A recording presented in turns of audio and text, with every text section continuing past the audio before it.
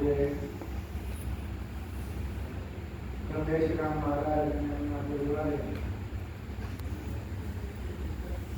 આ સુંદર મજાનો સત્સંગનો ભાવ કર્યો છે. દૂર દૂરથી સંતો ભક્તોને પોતાના બોલાવી પરસ્પરસ ભજન સત્સંગનો લાભ લઈ શકાય એ માટે નિમિત્ત બન્યા છે. જ્યારે સદગુરુની કૃપા ઉતરે ત્યારે આવો સત્સંગનો વિચાર સંતોએ ખૂબ આનંદ કરાવ્યો છે. અને આમાં થાય કેવું, નાના છોકરા હોય ને 5 વર્ષના, એને તમે એમ કહો કે આ વિષય ઉપર નિબંધ બોલવાનો છે, હવે એક તો એની પાસે હોય થોડું, અને એમાં પહેલા 5 છોકરા બોલી જાય એટલે પછી ઠંડ ગોપા.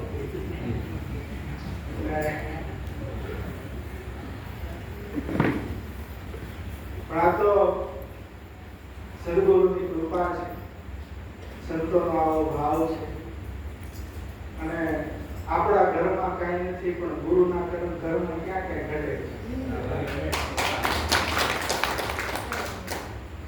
સંતોએ ખૂબ સમજવા જેવી વાતો કરી, પણ હકીકત તો એ છે કે આમાંથી ઘણું ખરું આપણને સમજાતું નથી. વાતો તો સમજવા જેવી કરી, પણ એમાંથી આપણને સમજાતું નથી. અને આ ન સમજાવવાનું એક જ કારણ છે કે આપણને આપણા સદગુરુ ઉપર નિષ્ઠા નથી. જો પૂર્ણ નિષ્ઠા સદગુરુ ઉપર બધાની હોય તો આ દુનિયામાં કોઈ એવો શબ્દ નથી કે જે સમજાય નહીં. આ શબ્દને સમજવા માટે ભણતરની જરૂર નથી, ગણતરની જરૂર છે. અને સદગુરુના જ્ઞાનમાં જે ભણી ગયા ને એને બધું સમજાય છે. એને પછી કાંઈ બહુ સમજવા જેવું રહેતું નથી. પણ આમાં શિષ્યને એમ થાય છે કે હું જાણું છું, અને ગુરુને એમ થાય છે કે હું જાણું છું. આમાં બેય જાણે છે. એટલે આ ડખો ઊભો રહેવાનો. અને આ ડખો જડતે મટવાનો નથી. ડખો કે આ ધારો કૂવો, આમાં ડખો મટાડીને તો કોકો કૂવો. આ ડખો જડતે મટવાનો નથી. પણ જો શિષ્ય પોતાના શિષ્યત્વમાં જાગૃત થઈ જાય તો કામ થઈ જાય એવું છે. મુલ્લા નસરુદ્દીન ગધેડું રાખતા, અને એ ગધેડું બીમાર પડ્યું. અને બીમાર પડે એટલે દવાખાને તો લઈ જ જવું પડે. ગધેડાને દવાખાને લઈ જ જવું પડે. સમજાય છે વાત પૂરી? એકવાર આવો સત્સંગ સભા હતી, એટલે મેં કીધું વાત પૂરી એટલે પાછળથી બોલ્યા, આ બાપુ માઇક સાઉન્ડ સિસ્ટમ બહુ સારું છે કે અહીંયા સુધી પૂગે છે. આ કાને પુગાડવાની નથી, અહીંયા પુગાડવાની છે. તો જ્યાં પૂગે તો કામ.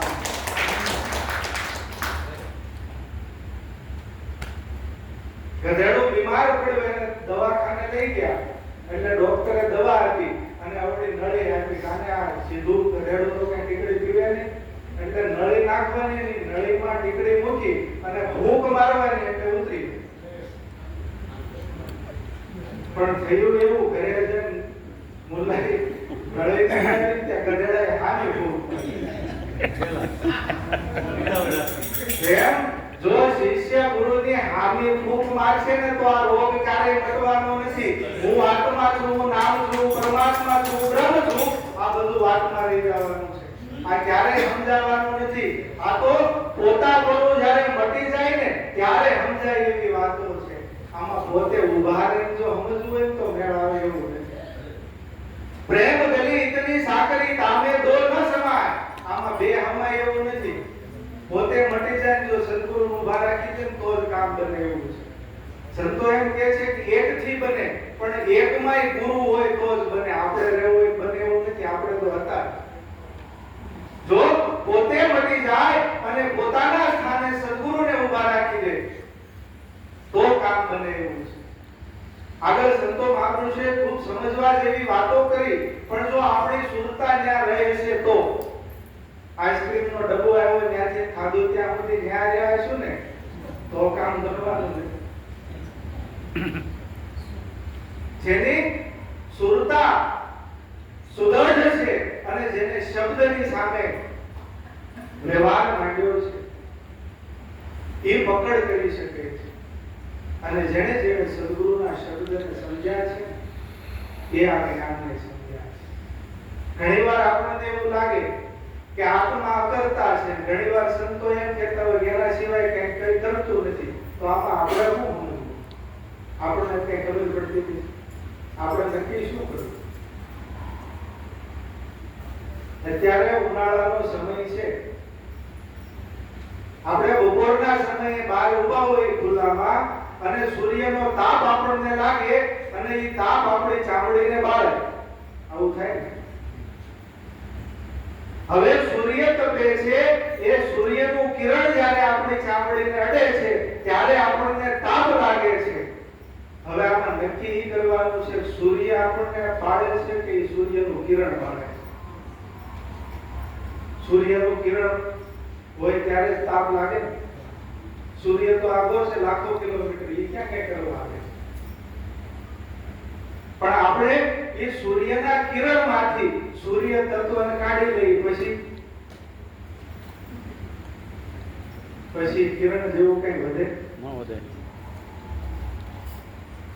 જે આત્મ અને અનાત્મના વિવેકને પૂર્ણ રીતે સમજ્યા છે એ જ આત્મ જ્ઞાનને પૂર્ણ રીતે સમજી શકે. જ્યાં સુધી આત્મ અનાત્મનો વિવેક ન સમજાય ત્યાં સુધી આ જ્ઞાન સમજાય એવું નથી. હું કરું છું, મારા સિવાય કઈ થતું નથી અને હું કઈ કરતો નથી, આ બે ભાવ છે. જ્યારે પોતે અદ્વૈતમાં સ્થિત થાય ત્યારે હું કરતાનો ભાવ મટી જાય અને જ્યારે આ સંસારના કાર્યો કરે છે ત્યારે એની સત્તાથી બધું થઈ રહ્યું છે. હું નિમિત્ત માત્ર છું, આવા ભાવથી કરી જાય છે. આ ભવ સાગરને તરી જાય છે.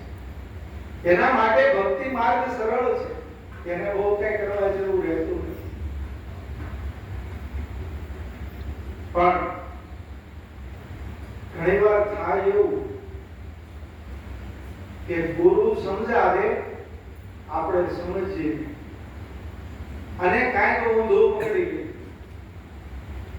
ગુરુ સમજાવે કાંઈક અને આપણે સમજીએ કાંઈક, આપણે ઊંધું પકડી લઈએ અને એ ઊંધું પકડ્યું છે એને આપણે સત્ય માની અને એ રસ્તે આપણે પછી દોડ મૂકીએ છીએ અને આ દોડ ક્યારેય પૂરી થતી નથી. આ દોડ ક્યારેય પૂરી થતી નથી. પણ જ્યાં ઊભો છે ત્યાં ઊભો રહે અને પોતે વિચાર કરે કે મારા ગુરુ મહારાજે મને શું આપ્યું છે, મને શું સમજાવ્યું છે, તો જ્યાં ઊભો છે ને ત્યાં બધું જ મળી જાય. જ્યાં ઊભો છે ત્યાં જ મુક્ત છે. મુક્તિ મેળવવાની કોઈ વસ્તુ નથી, મુક્ત છે. જે આ ચિત્તમાં ભ્રમ લાગ્યો છે કે હું બંધાયો છું, એ ભ્રમને તોડવાનો છે. એ ભ્રમ તૂટો એટલે મુક્ત જ છે. સદગુરુએ આ ભ્રમને તોડવાનું કામ કર્યું છે. આમાં આપણને શું આપ્યું છે? આપણને આપ્યું છે અને આપવા જેવું કઈ છે, લેવા જેવું કઈ છે?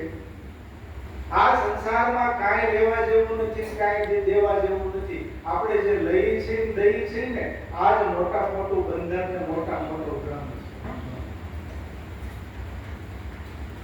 સંતોએ કીધું ને આ જગત મિથ્યા છે, બ્રહ્મ સત્ય છે. આપણે કદાચ જો એવું માનતા હોય મિથ્યા એટલે ખોટું, આ જગત ખોટું છે, તો આપણે સમજવામાં કંઈક ભૂલ થાય. મિથ્યા એટલે જેવું દેખાય છે એવું છે નહીં અને જેવું છે એવું દેખાતું નથી. આ સંસાર જેવો આપણને દેખાય છે એવો છે નહીં અને જેવો છે ને એવો આપણે નક્કી કરી શકતા નથી. એટલે મિથ્યા છે અને એમાં જે બ્રહ્મ છે એ સત્ય છે અને સદગુરુએ આ બ્રહ્મ નક્કી કરાવ્યું, આ આત્મપદ નક્કી કરાવ્યું. અને ત્યાર પછી શંકરાચાર્ય જે કીધું છે કે આ જગત છે ને એ જ બ્રહ્મ છે.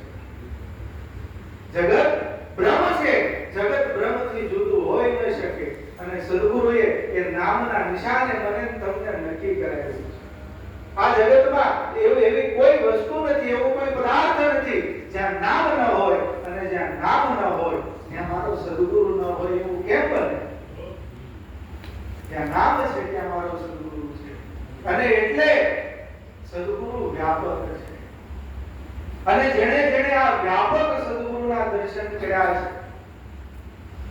છે એ પદને પામ્યા છે. બાકી બધા વાતોમાં રહી ગયા છે.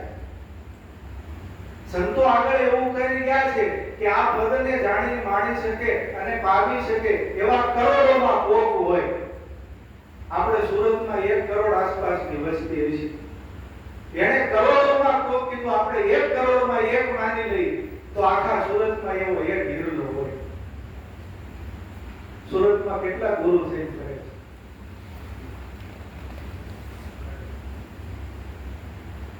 અને હમણાં સંતોએ કીધું અધિકારી થવું ને એ બહુ અઘરી વાત છે.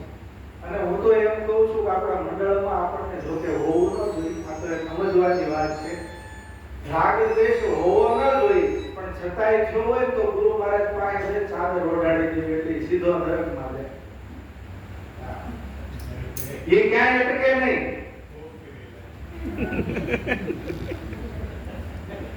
આ અધિકાર મળ્યા પછી, અધિકારી થયા પછી આ વેણમાં ત્રાણ કાપી નીકળી જાય ને એવો હિરલો તો કોક જ હોય. એવો તો કોક જ નીકળે.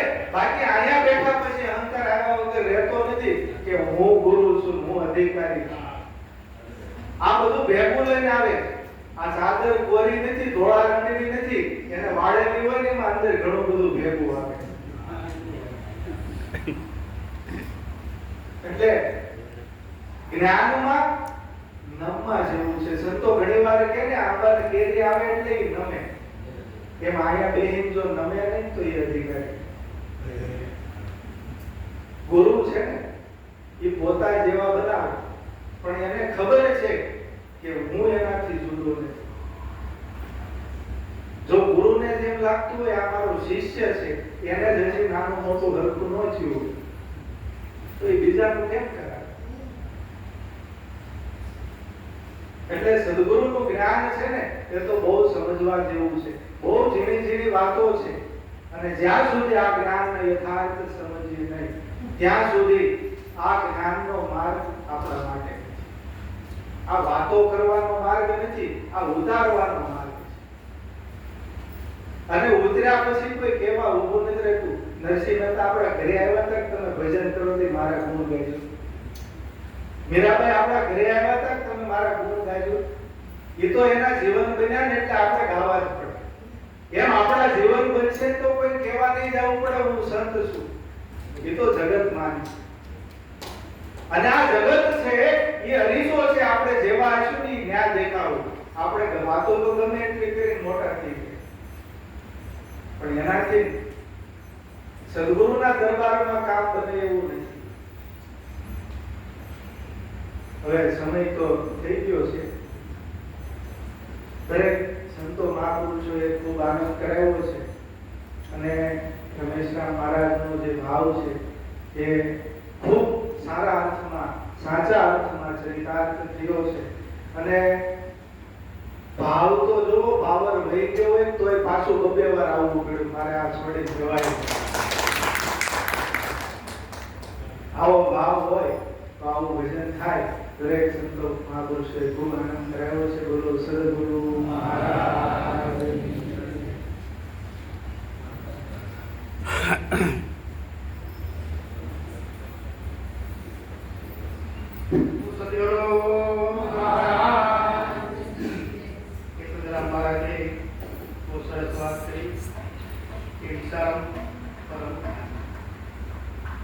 હવે આપણે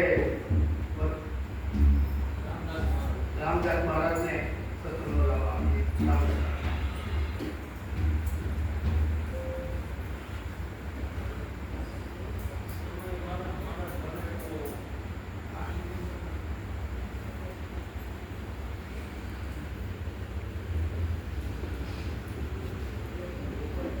સદગુરુ મહારાજનું